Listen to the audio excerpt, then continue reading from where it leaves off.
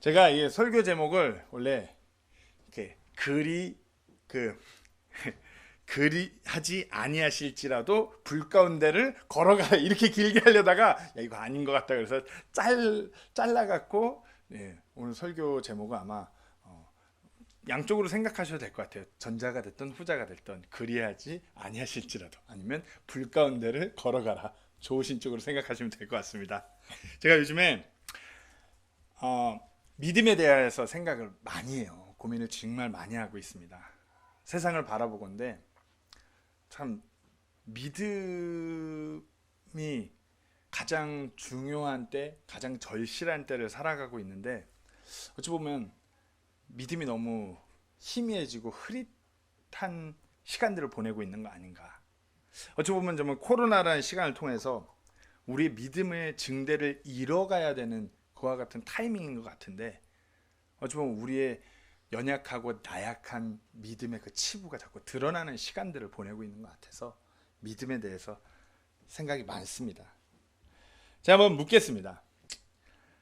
우리는 어떻게 진짜 그런 믿음이 있다고 생각하십니까? 정말 그와 같은 믿음을 내가 붙잡고 살아가고 계신다고 생각하시나요? 요즘에 그 무슨 책을 읽는데 그러더라고요. 믿음은 정말 모든 것이 풍요롭고 모든 것이 잘 풀리고 다 있을 때 드러나는 것이 아니라 완전 어려운 상황 가운데 있을 때 믿음이 드러나고 믿음의 증대는 어려운 시기를 지나갈 때 믿음의 증대를 이룰 수 있다라고 어느 책에 그렇게 쓰여 있더라고요. 오늘 너무나 잘 아는 말씀이에요. 다니엘의 세 친구가 막 용광로 불길로 들어갔던 그 우리 초등학교 설교 때 많이 이렇게 선포되는 말씀인 것 같아요. 제 수준이 그 정도 수준이기 때문에 믿음을 지키기 위해서 우리가 만약에 이렇게 다니엘의 세 친구와 같은 이와 같은 상황에 놓여 있다라면 우리는 과연 그 불길을 향해서 걸어 들어가실 수 있겠습니까?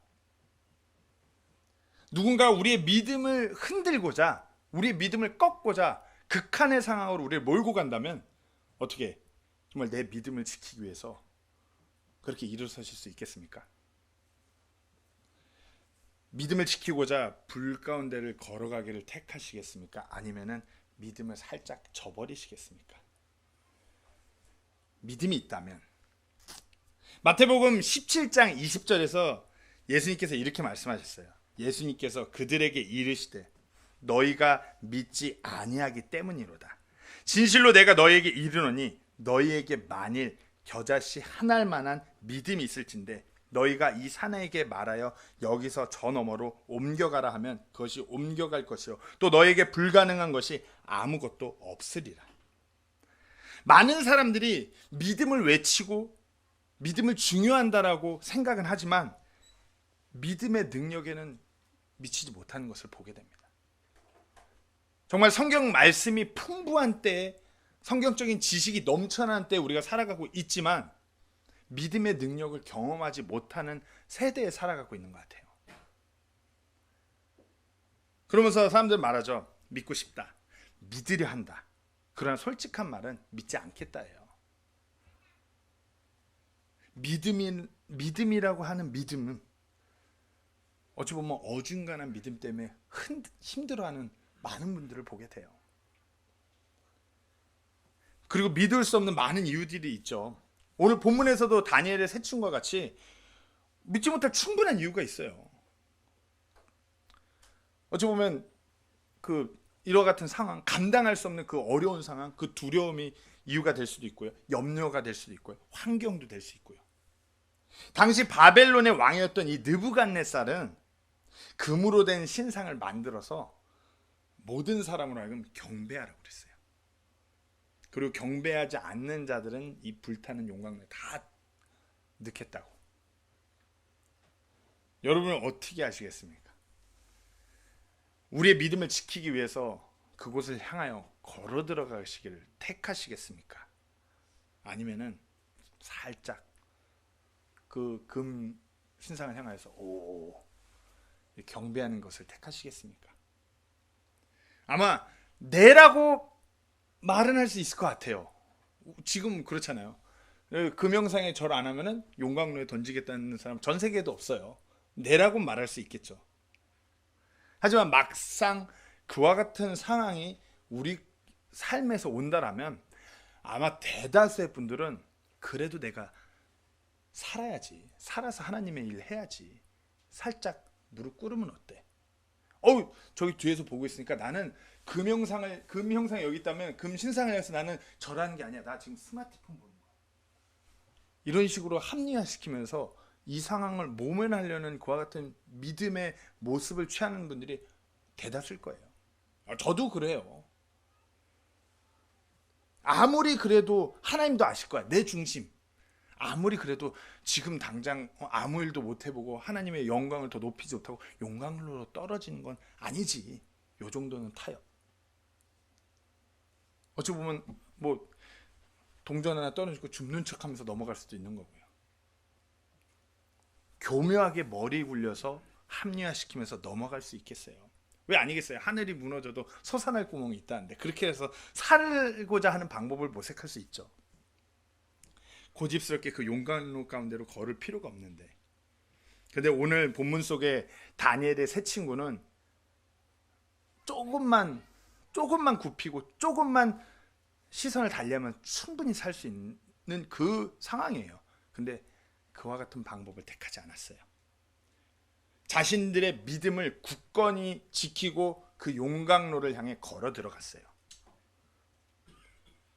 오늘 한번은 제가 믿음에 관해서 한번 프리칭을 하기 원합니다. 어떤 성경적인 깊은 강해 이런 거 말고 우리가 이 믿음의 본이 되는 다니엘의 세 친구를 통해서 한번 우리가 이들은 과연 어떻게 했길래 저 용광로를 걸어 들어간 그와 같은 믿음을 붙잡고 갈 수 있었는가. 한번 우리가 그 부분에 한번 나눠보기 원합니다. 한번 첫 번째로 이들도 분명히 연약한 인간이었어요. 근데 과연 어떻게 이들이 그 용광로로 이렇게 걸어 들어가는 것 같은 믿음 어떻게 그리 될 수 있었는가? 그 부분은 먼저 그들의 그 시선, 그들이 그 바라보는 곳에 있었어요. 이 다니엘의 세 친구들은 자신이 처한 문제가 아니라 그 처한 문제와 상황보다 훨씬 더 크고 높으신 그 하나님을 바라봤던 것이에요. 자신들이 처한 상황이나 자신들을 어렵게 하고 핍박하는 그 왕이라는 존재를 바라보고 두려워했던 것이 아니라 그 모든 것을 초월하시고 모든 것을 주관하시고 모든 것보다 더 크신 그 하나님을 바라보고 두려워했던 것이었어요. 누가복음 12장 4절에서 5절 말씀에 내가 내 친구인 너희에게 이르노니 몸을 죽이고 그 뒤에는 더 이상 아무것도 하지 못하는 자들을 두려워하지 말라. 오직 너희가 두려워할 분을 내가 미리 너희에게 알려주리니 곧 죽인 뒤에 지옥에 던져넣는 권능이 있으신 그분을 두려워하라. 참으로 내가 너희에게 이르노니 그분을 두려워하라. 우리가 두려워할 대상은 어떤 세상의 권력자들, 세상에서 자꾸 어두운 세상으로 하나님이 원치 않는 세상으로 세상을 급변하게 만드는 그와 같은 사람들, 그와 같은 무리들이 아니라 우리가 진정 두려워하고 바라봐야 될 그 대상은 우리 주 하나님이에요. 한번 다윗과 골리앗 얘기를 해볼까요? 왜 이스라엘 백성들이 골리앗 그 무사 한 명 보고 덜덜 떨었을까요? 그렇죠? 우리가 지금 계산적으로 봐도 골리앗이 뭐 3m가 넘었다고 하는데 한 10명이서 후루 달려가서 때리면 3m 넘어도 쓰러뜨리고 이길 수 있어요. 근데 그들이 바라본 대상은 그들이 믿고 의지하는 하나님이 아니라 바라보고 있던 대상이 골리앗이었어요. 그러니까 그 골리앗이 그저 두려울 수밖에 없는 거예요. 골리앗이 외치는 그 소리 하나하나가 그저 두렵고 벌벌 떨게 만드는 거예요. 근데 다윗은 어땠죠? 다윗은 그 골리앗을 바라보지 않았어요. 다윗은 자신이 믿고 의지하는 그 하나님을 바라보니까 그 골리앗이 전혀 문제가 되지 않아요. 그러니까 그 골리앗을 향해 달려갔던 것이었어요. 우리는 자꾸만 우리 앞에 현실 가운데 닥치는 그 문제만을 바라봐요. 우리가 늘 삶 가운데서 바라봐야 되는 분은 우리 주 하나님이라고 늘 외치고 그렇게 살아간다고 하면서도 계속해서 우리 현실의 문제만 바라봐요. 하나님을 바라봐야 되는데. 오늘 본문에서 이 세 친구들은 자신들이 처한 문제에 매이지 않았어요. 그것을 바라보지 않았어요. 오히려 저들은 하나님의 능력을 바라봤던 것이었어요. 그 하나님을 두려워했던 것이었어요. 오늘 본문 16절 17절에 사드락과 메삭과 아벳느고가 왕에게 대답하여 이르되 오 느부갓네살이여 우리가 이 일에 대해 왕께 대답하기를 염려하지 아니하나이다. 자신들의 믿음의 근거에 대해서 지금 왕한테 우리가 그것을 말하는 것을 염려하지 않는데요. 우리는 굳게 믿으니까. 우리는 당신을 두려워하는 것이 아니니까. 17절에 오 왕이여 그리 될지라도 우리가 섬기는 우리 하나님께서 맹렬히 불타는 용광로에서 능히 우리를 건져내시겠고 또한 그분께서 왕의 손에서 우리를 건져내시리이다. 이게 이들의 믿음이었어요. 이게 이들이 믿으러하는 정말 믿고 두려워하는 그 대상 하나님이셨어요. 우리가 믿고 우리가 바라보는 하나님은 어떤 분이신가요?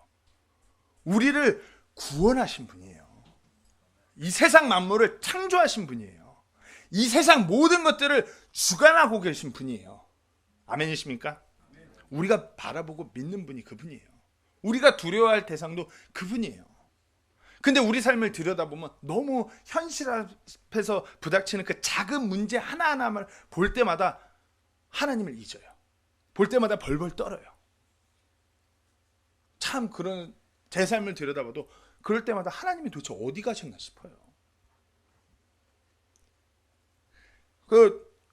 이 코로나 상황 가운데서 제 주변 같이 공부했던 미국 친구들이 목회하는 친구들이 가장 많이 이게 페이스북에 올리는 글귀 중 하나가 이거더라고요. He is able, God is in control. 하나님께서 가능하십니다. 하나님께서 주관하고 계십니다. 이것이 우리의 믿음 아닌가요? 뭐 코로나 상황이 교회를 막 정부가 자꾸 뒤 흔들어서 뭐 우리가 믿는 믿음 때문에 막 사람들이 막 뭐 관공서나 어디 뭐 공기업에서는 그 교회 다니는 사람을 손가락질하면서 너 교회 가지 말라고 막 이제 직접적으로 얘기를 한대요. 그렇다고 해서 우리의 하나님이 불가능하신가요? 우리가 하나님의 그 선하심, 그분의 능력을 믿고 그것만을 바라봐야 되는 것이에요. 오늘 보면 18절입니다. 그러나 그리하지 아니하실지라도 오 왕이여 우리가 왕의 신들을 섬기지 아니하고 왕께서 세우신 금 형상에게도 경배하지도 아니할 줄은 왕을 아옵소서 하니라. 이들은 설령 하나님께서 자신들을 이 상황에서 구하지 않는다고 하여도 자신들이 바라보는 그 하나님, 두려워하는 하나님에서 시선을 돌리지 않겠다는 고백이에요. 믿음의 대가가 설령 우리가 진짜 오직 하나님만을 바라보고 믿음을 지키기 위해 이렇게 바로 선 것 때문에 그 대가가 죽음일지라도 우리의 믿음은, 우리의 그 시선은 우리가 바라보는 그 하나님을 바꾸지 않겠다는 것이에요. 그리하지 아니하실지라도 이들은 자신들의 그 경배, 그 예배를 바꾸지 않았어요. 믿음을 흔들지 않고 온전히 굳건히 세웠던 것이에요. 우리의 삶을 들여다보면 근데 우리는 종종 하나님 앞에다가 조건을 달아요. 내가 원하는 식, 아니면 내가 바라던 대로. 근데 이게 이루어지지 않으면 우리 눈동자가 흔들리면서 우리의 경배 예배가 자꾸만 흔들려요. 우리의 기도가 흔들려요. 마음이 동요돼요. 누군가를 원망하고 환경을 탓하면서 하나님을 경배해야 되는 그 자리에서 떠나요. 제가 어제 무슨 연합 청년부 모임에서 설교를 하면서 이렇게 준비를 하다가 무슨 통계 리서치를 봤는데 20, 30대 친구들이 코로나 터지고 나서 올해 1월에서 2월까지 그 설문조사를 했대요. 1017명한테. 근데 20, 30대 청년들, 소위 교회 안에 교회를 잘 지키고 있는 청년들한테 한 설문조사예요. 거기서 51%가 교회를 떠나는 것이 전혀 동요되지 않는 거예요. 교회를 떠났는데 동요 안 된다. 가난한 성도다. 그리고 내 믿음 내가 바꾸겠다. 얼마든지 저버릴 수 있다가 그 51%예요. 교회 안에 있는 청년들이, 우리 다음 세대가. 어떤가요? 우리 믿음이 그렇게 흔들리고 있어요. 우리 다음 세대 현 주소가 소위 교회 안에서 자라고 있다는 우리 다음 세대 20, 30대의 주소가 과반수 이상이 믿음은 얼마든지 타협할 수 있고 얼마든지 떠나고 얼마든지 포기하겠다라는 그와 같은 답변이에요. 어떻습니까? 우리는 내가 그려왔던 그 하나님이 내가 원하는 대로 그렇게 반응하지 않는다고 할지언정 그리하지 아니하실지라도 내 믿음 지키고 그 자리에서 하나님을 경배하는 자리, 하나님을 예배하는 그 자리, 기도하는 그 자리, 말씀을 읽고 반응해서 내 삶을 드리는 그 자리에서 계속 신실하게 믿음을 지키고 계실 건가요? 아니면은 좀 타협하면서, 아니면 세상이 원하는 대로, 내 육신이 원하는 대로, 내 욕심이 원하는 대로 그렇게 자신을 굽히시겠습니까? 예수님께서 말씀하시길 마태복음 4장 7절에 예수님께서 그에게 이르시되 또 기록된 바 너는 주 내 하나님을 시험하지 말라 하였느니라 하시더라. 우리가 갈팡질팡하고 내 믿음 때문에 왔다 갔다 하는 거요, 이게 시험하는 거예요. 내 믿음 때문에, 내 상황 때문에 내 믿음을 자꾸만 이렇게 막 갈팡질팡하고 있는 게 우리 주 하나님을 시험하는 것이에요.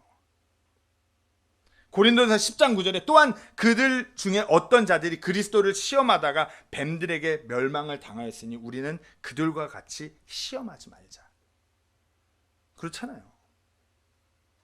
출애굽기 17장 1절에서 2절 말씀에 이스라엘 자손의 온 회중이 주의 명령에 따라 신 광야에서 떠나 자기들의 여정대로 이동하여 르비딤의 장막을 쳤으나 거기에 백성이 마실 물이 없었으므로 백성이 모세와 다투며 이르되 우리에게 물을 줘 우리가 마시게 하라 하니 모세가 그들에게 이르되 너희가 어찌하여 나와 다투느냐, 너희가 어찌하여 주를 시험하느냐 하느냐. 눈앞에 있는 어려운 문제 때문에 갈팡질팡하고 하나님을 등지는 것이 하나님을 시험하는 것이에요. 한번 우리 삶을 들여다보세요. 얼마나 많은 순간순간마다 내가 하나님을 시험하고 있는가. 저도 똑같이 해당되는 말씀이에요. 얼마나 많은 순간순간에 내가 하나님을 시험하고 있는가. 참 죄송한 말씀이지만 제가 26일 날 들어가려고 3월 달부터 이제 3월 달에 그 행정명령이 됐을 때 4월 22일까지 이제 입국이 금지되고 그 뒤로 풀린다 그랬을 때 그러면 내가 첫 비행기로 뜨는 비행기 바로 타고 들어간다고 날짜를 찍었어요. 3월 달에는 날짜가 천천히 가는 것 같은데 4월에 들어서니까 무슨 날짜가 한 주씩 가는 것 같아요. 눈 감았다 뜨니까 10일도 채 안 남았네. 이제 진짜 가야 되는구나. 정말 믿음으로는 하나님께서 맡겨주신 그 일을 잘 그런데 육신적으로는 이제 가족들하고 또 헤어지고 또 이러니까 조금만 더 있었으면 좋겠는데 하나님 이게 제 간절한 이 소망과 이 기도에 응답하셨는지 살짝 뒤로 미루시긴 하셨는데 제 연약한 믿음이 꼭 하나님을 시험하는 것 같더라고요. 솔직히 그런 생각도 했어요. 한 1년 연장돼도 괜찮을 것 같은데. 단편적인 예지만 우리가 늘 하나님을 시험해요. 우리가 하나님께 드리는 드림에 대해서 하나님을 시험하고요. 우리가 하나님께 드리는 그 경배, 예배를 가지고도 하나님을 시험하고요.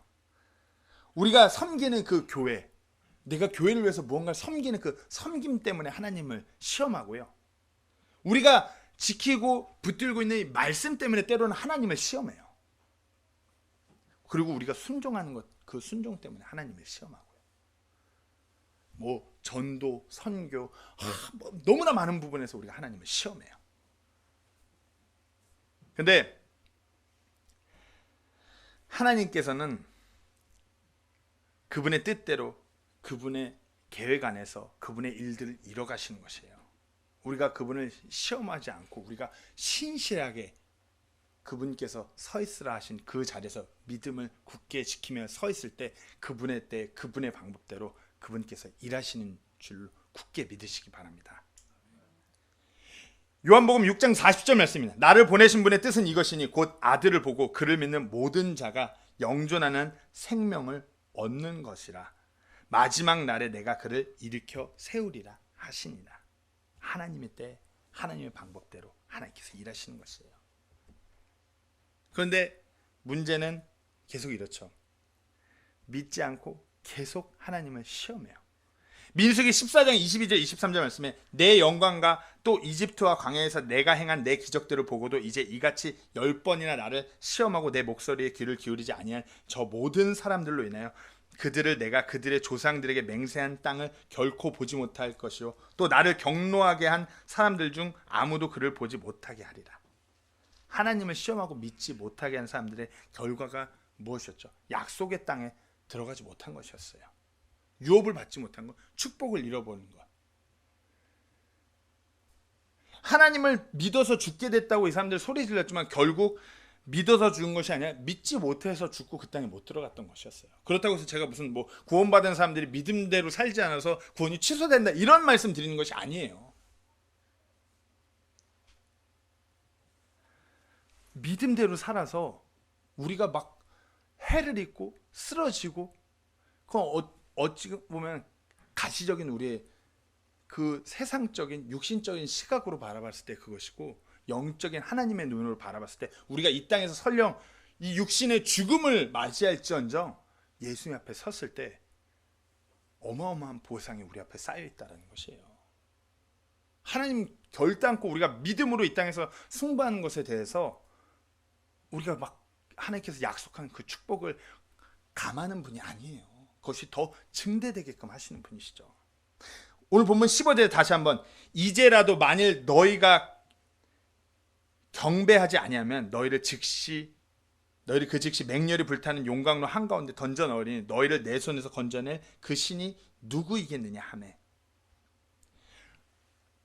다니엘의 세 친구는 문제보다 더 큰 그 하나님을 바라보고 그분의 그 전능하심, 그분의 그 선하심 뿐만 아니라 그분의 약속의 말씀을 바라봤던 것이었어요. 우리 믿음의 근거가 뭐죠? 믿음의 그 증거가 무엇일까요? 우리 그 히브리서 11장 1절에 이제 믿음은 바라는 것들의 실체요 보이지 않는 것들의 증거니라고 그래요. 정말 듣고 보는 정말 경험하는 말씀이에요. 어찌 보면 다니엘의 세 친구는 지금 이 불길로 들어갔을 때 하나님의 그 놀라운 위대한 하나님 그 선하심을 바라볼 뿐만 아니라 하나님의 말씀을 상기시키면서 그 말씀을 바라봤을 것이에요. 저는 뭐 특별히 이때 이들이 이사야서의 말씀을 상기시켰을 거라고 생각해요. 이사야서는 이 다니엘의 이 세 친구 이때 배경에 100여 년 전에 기록됐던 말씀이에요. 이들은 이 말씀, 특별히 이사야서 43장의 말씀을 기억했을 것이에요. 왜냐하면 이 다니엘의 세 친구는 엘리트 중에 엘리트들이었어요. 근데 이들이 단순히 그냥 믿음을 지키는 것이 그게 아니라 분명히 이들 안에 그 하나님의 말씀이 굳게 세워져 있었기 때문에 이 믿음을 이렇게 지키는 것이에요. 무엇보다도 이사야서 43장의 말씀을 특별히 이들이 더 굳게 붙들었을 것이에요. 제가 한번 이사야서 43장에 다 읽긴 뭐하니까 몇몇 구절들을 읽겠습니다. 2절에서 5절 말씀입니다. 네가 물 가운데로 지나갈 때 내가 너와 함께 하리라. 강들을 건널 때 강들이 네 위로 넘쳐 흐르지 못하며 네가 불 속을 걸어갈 때 타지도 아니하고 불꽃이 너를 사르지도 못하리니 나는 주의 하나님이요 이스라엘의 거룩한 이요 네 구원자니라. 내가 이집트를 네 대속물로 주었고 에티오피아와 스바를 너를 대신하여 주었노라. 너는 내 눈앞에서 귀중함으로 존귀한 자였으며 내가 너를 사랑하였은즉 내가 네 대신 사람들을 내주며 백성들을 내주며 내 생명을 대신하게 하리니 두려워하지 말라. 내가 너와 함께 하느니라. 내가 내 씨를 동쪽에서부터 데려오고 너를 서쪽에서부터 모으리라. 8절입니다. 눈이 있어도 눈이 먼 백성, 귀가 있어도 귀가 먹은 자를 이끌어내라. 10절부터 13절 말씀입니다. 주가 말하노라. 너희는 나의 증인이요 내가 택한 나의 종이니 이것은 너희가 나를 알고 나를 믿으며 내가 그인 줄 깨닫게 하려 함이라. 나 이전에 지어진 신이 없었으며 나 이후에도 없으리라. 나는 곧 나는 주니라. 나 외에 구원자가 없느니라. 내가 밝히 알리고 구원하며 보여주었나니 그때에는 너희 가운데 다른 이방신이 없었노라. 그러므로 너희는 나의 증인이요 나는 하나님이니라. 주가 말하노라. 참으로 날이 있기 전부터 나는 그니 내 손에서부터 건져낼 자가 없도다. 내가 이를 행하리니 누가 그것을 막으리요. 다니엘의 세 친구는 단순히 하나님만을 그냥 추상적으로 바라본 것이 아니라 분명한 하나님의 말씀을 통해서 놀라운 하나님을 더욱더 확실하게 바라봤던 것이었어요. 우리가 특별히 다른 교회들하고 확연히 다른 점이 있다면 우리는 보존된 성경 말씀 우리 손에 붙들고 이것이 오류가 없는 진정한 하나님의 말씀이라는 그 믿음 안에 있는 사람들이에요. 이 말씀 안에 어떠한 하나님인지 우리를 어떻게 지키시겠다고 내가 너와 함께하리라고 말씀하신 그 임마누엘의 하나님이 이 말씀 안에 다 기록되어 있어요. 근데 우리의 믿음이 왜 흔들리나요? 우리의 시선이 이것을 통하여 우리 주 하나님께 고정되어야 되는데 자꾸만 이 세상의 문제들에게 고정되기 때문이에요. 때문에 우리의 믿음이 흔들리는 것이에요. 우리가 우리 주 하나님을 바라보고 그분의 위대하심, 그분의 선하심, 그분의 말씀을 통하여서 우리 주 하나님의 그 약속들을 바라볼 때 우리 믿음이 흔들리지 않는 것이에요. 두 번째이자 마지막입니다. 그리하지 아니하실지라도. 저는 성경 말씀의 표현 중에 이 표현이 너무 좋아요. 그리하지 아니하실지라도. 믿음은 변명이나 핑계가 아니잖아요. 조건이 아니에요. 어쩔 수 없는 것이 아니에요. 믿음은 어찌 보면 그럼에도 불구하고 그리하지 아니하실지라도. 이것은 어찌 보면 우리의 선택이고 결단인 것이에요. 이것이 믿음 아니겠어요? 설령 믿음의 대가가 죽음이라 할지언정 이 다니엘 세 친구는 18절 말씀처럼 그리하지 아니하실지라도. 우리는 때로는 우리가 믿음의 제스처로 믿는 척하고 있는 것 같아요. 실제로 믿지 않아요. 염려하고 두려워하고 막 벌벌 떨어요. 그 이유가 뭐겠어요? 손해볼까가 아니에요. 내가 내 친구들 관계에서 손해볼까 봐. 우리 청년들 자신의 믿음을 굳건히 지키는데 살짝 타협하는 이유가 친구들하고 관계가 깨질까 봐. 아니면 내 이미지에 손해볼까 봐. 너무 막 무슨 너만 그리스도인이냐? 아니면 내 직장에서 내가 손해볼까 봐. 사람들한테 손가락질하고 직장 상사한테 까이고. 저도 그 필리핀 가기 전에 어쨌든 검침원을 회사 생활 몇 년 쭉 했어요. 저는 그래도 감사했던 게 사무직보다는 현장직이기 때문에 사무실에 있는 시간이 별로 있지 않기 때문에. 근데 많은 분들이 어쨌든 제 믿음에 대해서 많이 말씀들을 하셨어요. 저는 그냥 단순무식하게 그냥 직진이었어요. 근데 정말 하나님께서 하시더라고요. 독립침례교 안에 검침원들이 많이 있으세요. 어느 한 형제님이 이렇게 많이 연결을 해주셔갖고. 근데 제가 제일 편하게 했던 것 같아요. 저는 일 끝나고 돌아와 사무실에서 늘 제가 보고 싶은 책도 읽고 성경책도 보고 그 어느 누가 터치하진 않았어요. 물론 일을 많이 하긴 했지만요. 손해볼까봐. 아니면 내 돈을 경제적으로 손해볼까봐 믿음을 타협하려고 해요. 내 시간을 손해볼까봐. 내 즐거움이 내가 즐기고 내가 이렇게 정말 욜로 라이프하는 그 삶이 괴로움으로 바뀌어서 손해볼까봐. 아니면 궁극적으로 내 삶이 내 커리어가 망가질까봐. 내가 아니면 제일 싫은 거 누구한테 무시당할까봐. 내가 사람들한테 무시당하면서 뭐 저래 이와 같은 눈초로 나를 바라볼까봐. 아니면은 이렇죠. 손해볼까가 아니면 내 생각, 내 철학과 맞지 않아서. 이런 순종은 내가 생각한 것이 아니야. 이런 결과는 내가 생각한 것이 아니야. 이런 교제, 이런 경배, 이런 예배, 이런 식산한 찬송과 찬양은 내가 생각한 것이 아니야. 이런 말씀은, 이런 기도는, 이와 같은 그리스도인의 삶은 내가 생각한 것이 아니야. 이런 시련과 고통은 믿음 있는 나에게 있어서는 안 돼. 아니면 이런 교회는, 이렇게 힘들게 신앙생활하는 교회는 나랑 맞지가 않아. 우리가 만약 이와 같은 손해보는 상황, 이와 같이 나의 어떤 사고와 나의 철학과 맞지 않는 그한 부분에 있을 때 우리의 고백이 이 다니엘의 세 친구와 같이 그리하지 아니하실지라도로 나가야 돼요. 그리하지 아니하실지라도 하나님께서 진정 놀랍게 일하실 하나님을 믿으셔야 하는 것입니다. 세상이 아무리 급변했고 어둡게 가고 세상이 막 다 뒤흔들리고 온 세상에 하나님이 경멸하는 죄로 만연할지라도 우리는 계속해서 우리의 믿음대로 나아가면 내 상황이, 내 삶이 정말 이상하게 돌아가는 것 같지만 그럼에도 불구하고 그리하지 아니하실지라도 내 믿음으로 나아가면 하나님께서 일하실 것입니다. 설령 죽기야 하겠어?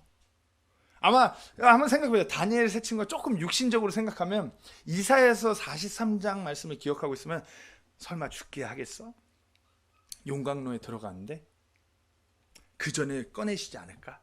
뭐 출애굽기의 말씀들을 기억해도 하나님이 극적으로들 일하셨는데 들어가기 전에 꺼내시겠지. 어떻게 하시겠지. 아니면 갑자기 하나님께서 비를 내리셨고 저 용광로를 식히지 않으실까? 등등 믿음의 어떤 시나리오를 쓸 수 있겠어요. 자신의 육신적인 생각으로. 하지만 다니엘의 세 친구를 보시면 알겠지만 이 시나리오는 상관이 없어요. 결국 들어갔어요. 결국 그 핍박 끝판으로 갔어요. 오늘 본문에서 보면은 7배나 불을 더 뜨겁게 하래요. 이렇게 믿음을 지켰는데 하나님이 일하셔야 되는데 하나님이 보이지 않아요. 그 7배나 더 뜨거워진 데 들어가게 생겼어요. 지금 웬 말이지? 7배나 더 뜨겁게? 근데 이게 맞아요. 우리가 믿음으로 살아갈 때 내 삶이 풀릴 거라고 하는 어떤 조건부의 사고를 우리가 버려야 돼요. 제가 그 세부침략에서 우리 형제들이 믿으면은 좀 이렇게 사업이 잘 풀리고 좀 복도 잘 받고 이런 말씀을 많이 했는데 제가 팩트를 말씀드리자면 이 땅에서 그리스도인으로 살아가는 것이 삶이 풍요롭고 잘 풀리고 아니요. 성경에 그렇게 초대교회 믿음으로 살아가는데 잘 풀린 사람이 없는 것 같은데요. 제자들은 다 순교인데 이거는 다 너무 잔인해서 차마 입에 담기 힘들 정도의 순교의 모습으로 다 죽어갔다고 역사가들의 증언이 있는데요 라고 말할 정도로 성경은 뭐라고 말씀하시죠? 디모데후서 3장 12절 말씀에 참으로 그리스도 예수님 안에서 하나님의 뜻대로 살고자 하는 모든 자는 핍박을 받을 터이나 베드로전서 3장 17절에 너희가 잘 행함으로 고난을 받는 것이 하나님의 뜻일진데 악을 행함으로 고난을 받는 것보다 그것이 더 나으니라. 베드로전서 4장 12절에 사랑하는 자들아 너희를 단련하려고 오는 불같은 시련에 관하여는 마치 이상한 일이 너희에게 일어난 것 같이 이상히 여기지 말고. 우리가 이 말씀대로예요. 어차피 우리가 그리스도인으로 믿음으로 살아간다면 핍박이 올 수밖에 없어요. 그러나 우리가 죽으려고 하면은 살 것이고 살려고 하면은 더욱더 죽음과 같은 그 핍박이 몰려옴을 아셔야 됩니다. 저도 참 아직 한참 젊어요. 근데 제 삶을 들여다보면 이게 좀 놀멀하게 가는 게 없어요. 제가 그 코로나 걸렸을 때 어느 한 목사님이 아주 스펙타클하게 한 해도 쉬지 않고 간다고 그렇게 얘기하더라고요. 개척한다고 필리핀에 그렇게 뭐 좀 준비도 덜 된 상태에서 들어가던 이번엔 코로나 걸려갖고 교회가 예배를 못 드린다고 그러더니 이번에 한국 들어왔는데 코로나 확진까지. 참 그런 것 같아요. 저도 왜 아니겠어요. 육신적으로는 이제 조금 안주하고 싶죠. 어느 교회에서 막 이렇게 목회자로 모시겠습니다 이러면 근데 그렇더라고요. 믿음으로는 아직 아닌데 아직 저곳에 하나님께서 하라고 명하신 일들이 있는데 우리가 죽고자 하면 살 것이에요. 이것이 우리 믿음이에요. 그리하지 아니하실지라도 우리가 믿음으로 나아갈 때 하나님께서 일하실 것이에요. 마가복음 8장 35절에 누구든지 자기 생명을 구원하려 하는 자는 그것을 잃되 누구든지 나와 복음으로 인해 자기 생명을 잃는 자는 바로 그것을 구원하리라. 저들은 믿음으로 시험을 받고 불 가운데 떨어져서 그것을 걸어갑니다. 하지만 우리가 결과는 잘 알고 있죠. 죽었나요? 살았나요? 살았어요. 그들이 정말 믿음으로 정말 인간적으로 감당할 수 없는 7배나 더 뜨거운 그 불길을 향해 들어갔지만 그곳이 그들이 살게 되는 그 장소가 되었어요. 그 죽음의 끝일 것 같은 그 장소가. 다니엘서 3장 23절에서 25절을 한번 제가 쭉 읽겠습니다. 이 세 사람 곧 사드락과 메삭과 아벳느고는 결박당한 채 맹렬히 불타는 용광로 한가운데로 떨어졌더라. 그때 느부갓네살 왕이 깜짝 놀라 급히 일어나 자기의 조언자들에게 말하여 이르되 우리가 세 사람을 결박하여 불 가운데로 던지지 아니하였느냐 하니 그들이 왕에게 대답하여 이르되 오 왕이여 올소이다 하매. 그러면서 이제 오늘 본문 25절에 그들이 단순히 살았을 뿐만 아니라 우리 주 예수님을 직접적으로 그 임재를 경험하게 됩니다. 25절입니다. 그가 응답하여 이르되 보라 내가 보니 결박이 풀린 네 사람이 불 한가운데서 걷고 있는데 그들이 아무 해도 입지 아니하였고 그 넷째의 형체는 세 사람이 떨어졌는데 한 명이 더 보였대요. 넷째의 형체는 하나님의 아들과 같도다. 이것은 다니엘 세층과 진정 믿음으로 들어가서 그 불길 가운데서 살았을 뿐만 아니라 그 우리 주 예수 그리스도의 임재를 경험했다는 것이에요. 이것을 무슨 현대 역본들은 무슨 신들의 아들을 봤다고 무슨 잡신들의 아들 뭐 무슨 신을 봤다고 이런 식으로 기록되는 이것이 아니라 예수 그리스도의 그 현현 주님의 그 임재를 경험한 것이에요. 믿음으로 나아갔을 때 하나님께서 진정 함께 하신 것이에요. 이사야에서 아까 읽었던 43장 2절의 말씀처럼 네가 물 가운데로 지나갈 때 내가 너와 함께 하리라. 내가 너와 함께 하리라. 강들을 건널 때 강들이 네 위로 넘쳐 흐르지 못하며 네가 불 속을 걸어갈 때 타지도 아니하고 불꽃이 너를 사르지도 못하리니. 이 말씀 그대로 하나님께서 주님께서 함께 하신 것이에요. 그 믿음을 통해 하나님의 영광이 드러나는 것뿐만 아니라 모든 나라가 하나님을 섬기게 된 계기가 됐던 것이에요. 이들의 믿음이. 우리의 믿음이 저는 제가 좀 무식해서 그런지 모르겠는데 이성적인 계산적인 사고 하는 거 별로 좋아하진 않아요. 그리고 저는 지금 이 마지막 때라는 이 불리는 이 시점에서 세상이 급변해가고 정말 너무나 힘든 시기인 이때에도 우리가 믿음으로 반응할 때 하나님께서 놀랍게 일하신다고 믿어 의심치 않아요.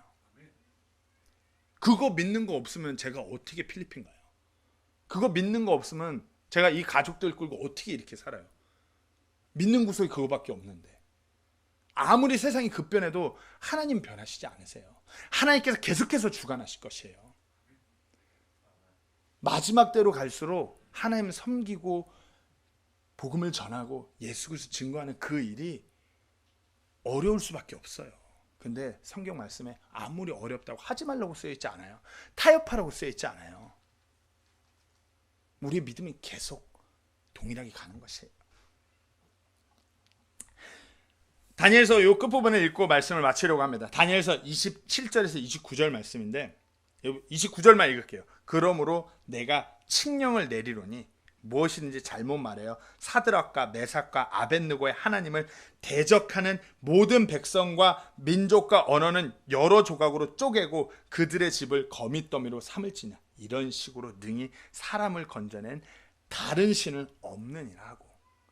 저는 이 부분이 너무 멋있는 것 같아요. 이들의 믿음을 통해서 이들의 믿음을 핍박하고 짓누르고 아주 극적인 상황으로 몰아갔던 그 사람이 이들의 믿음을 통해서 하나님을 보게 되는 것이에요. 이들의 믿음을 통해서 그 위대하신 하나님을 보게 되는 것이에요. 저는 세상이 우리가 믿음대로 살아가는 이 구원받은 성경대로 믿는 그리스도인들의 이 믿음을 보고서 우리 주 하나님을 봤으면 해요. 우리가 무슨 성경 지식이 막 해갖고 논쟁에서 이겨갖고 이게 우리가 믿는 하나님의 이런 거 말고 우리는 온전한 바른 성경을 붙들고 있기 때문에 바른 교리에 거할 수밖에 없어요. 바른 교리에 거하고 있다면 건전한 교리의 삶을 살아가는 것이 마땅한데 바른 교리에만 너무 집중해요. 파고 나누고 이게 아니라 정말 온전한 성경대로 그렇게 살아가는 그리스도의 이 모습, 이 믿음을 보고 다른 사람들이 반응하는 것이에요. 어떤 성경적인 깊이의 지식이 아니라 우리의 믿음을 세상이 보는 것이에요. 다시 한번 제가 권면합니다. 한번 돌이켜보세요. 오늘 내 삶은 왜 이와 같이 놀라운 하나님의 역사가 일어나지 않는가? 왜 이렇게 놀랍고 위대하신 하나님이 내 삶 가운데서 일하시지 않는가? 왜 나의 삶에는 이와 같은 감격과 주님을 섬기는 열정과 환희와 이런 것이 없고 왜 무기력하고 흐리멍텅하고 왜 이렇게 답답하고 답이 없는 것 같은가? 한번 돌이켜보세요. 내 믿음이 어떠한가? 어쩌면 하나님을 향한 순종의 찔림이 있을 때 반응하지 아니하고, 내 삶에 어려운 문제가 있을 때 그럼에도 불구하고 설령 하나님께서 그리하지 아니하실지라도 내가 믿음으로 나아가야 되는데, 그때마다 내 무릎을 꿇고 세상의 문제 앞에서 좌절하고 낙심하고 내 믿음이 흔들리진 않았는지 한번 돌이켜 보세요. 무슨 우리가 이 마지막 때 그리스도인들이 무슨 윤리적으로 죄짓지 않고 사는 것이 다가 아니에요. 주일날에 막 복장 딱 이렇게 차려입고서 교회 가는 것이 다가 아니에요.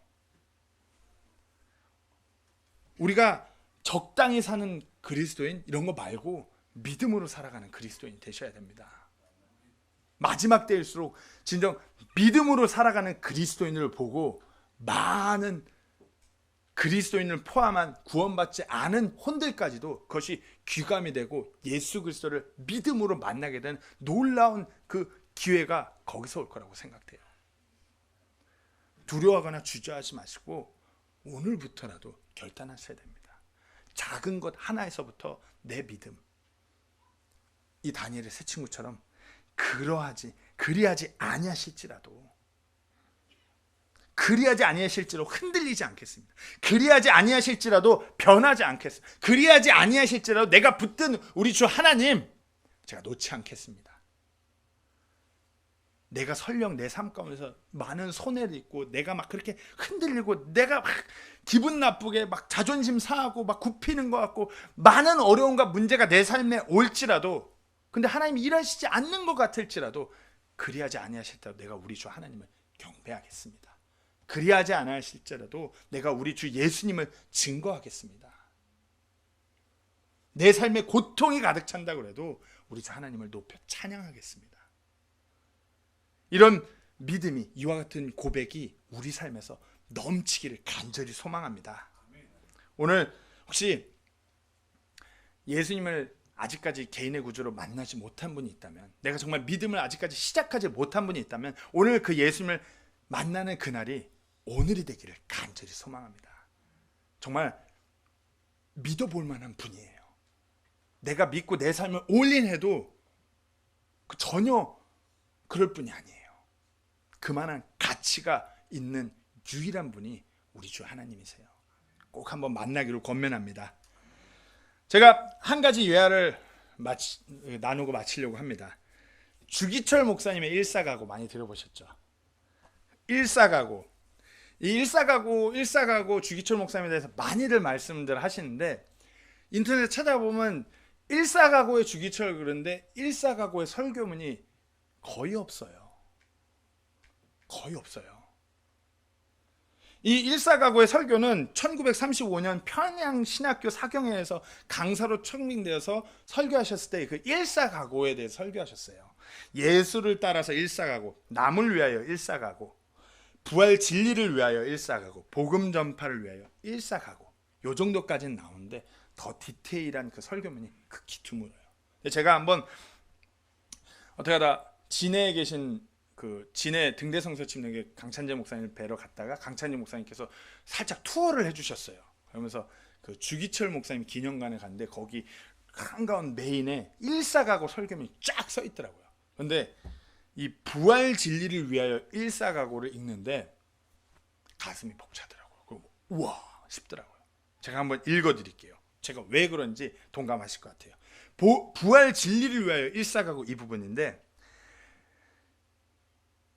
이 부분 때문에 정말 보통 교회에서 이것을 나누지 않은 것 같아요. 바티칸 궁중에 봉쇄된 성경을 개방하여 만인의 성경이 되기 위하여 위클리프의 백골이 불에 타고 틴데일의 몸이 재가 되지 않았던가? 신학생 여러분, 제군에 읽는 성경은 피의 기록, 피의 전달이다. 신학을 말함으로 제군의 사명이 다 되는 것인가? 피로써 전하여 온 부활의 복음을 우리 또한 피로 지키고 피로 전합시다. 이 부분이 익숙하시지 않으세요? 우리가 보고 있는 이 성경 그 뒷부분 부록에 가면 나오는 내용들이에요. 지금 현재 많은 목회자들, 많은 신학자들이 이때 당시에 이 목사님, 주기철 목사님을 비롯한 많은 목회자들이 성경적으로 지식이 많이 무지했다라고 손가락질들 해요. 뭐 그럴 수 있죠. 뭐 그때 뭐 영어 막 이래갖고 뭐 원어원 무슨 프로그램을 깊이 그렇게 연구할 그게 없었으니까요. 근데 진정 올바른 성경관, 성경적인 믿음을 가지고 있던 이 목사님의 믿음이 말해주고 있어요. 막 일본 순사가 한때는 막 이렇게 널빤지에 못을 막 튀어나오게 한 그 널빤지를 깔아놓고서 믿음을 타협하지 않으면 이곳을 걸어가게 하니까 주기철 목사님 나서서 걸어갔다라고 그래요. 믿음을 타협하지 말라고. 성경적으로 뭐 신학적인 학식이 무지했다고요? 그렇다면 믿음은 어떤가요? 우리의 믿음이 어떤가요? 성경적인 지식 유튜브 보면 넘쳐나요. 근데 우리의 믿음이 어떤가요? 인터넷 보면 뭐 없는 게 없어요. 우리 믿음이 어떤가요? 믿음으로 불가운데를 그 험난한 세상으로 그리하지 아니하실지라도 그렇게 믿음으로 걸어가실 그 결단이 되시나요? 다시 한번 권면합니다. 아무리 상황이 어려울지라도, 아무리 문제가 심각할지라도 우리가 이 다니엘의 세 친구의 고백처럼 그리하지 아니하실지라도 믿음을 붙들기로 결단하는 우리 모든 새우물 침략의 성도님들이 되기를 간절히 소망합니다. 기도하고 마치겠습니다.